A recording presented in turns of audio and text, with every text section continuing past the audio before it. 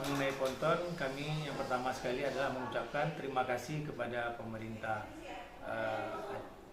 provinsi dan juga kepada seluruh pihak yang telah membantu kami untuk pengadaan ponton. Dan pada hari ini ponton telah tiba di Kuala di Aceh Timur, sehingga yang mana selama ini yang terjadi kendala bagi nelayan kami, insya Allah dengan adanya keberadaan ponton ini, saya kira seluruh persoalan kedangkalan Kuala di PPN Kuala ID, insya Allah semua sudah dapat teratasi. Sehingga nelayan kami yang melakukan aktivitas, baik yang melaut maupun yang bongkar ikan, tidak ada kendala lagi.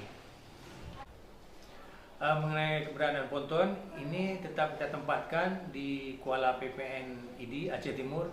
Dan ponton ini di samping melakukan pengurukan di Kuala, juga nanti ke depan kita akan melakukan pengurukan yang ada kedangkalan di Kuala lainnya. Misalnya ada di Kuala ID Cut, Kuala Buga, di Perla. Dan setelah selesai di Kuala ID ini, maka ponton ini dapat kita gunakan di Kuala yang lainnya.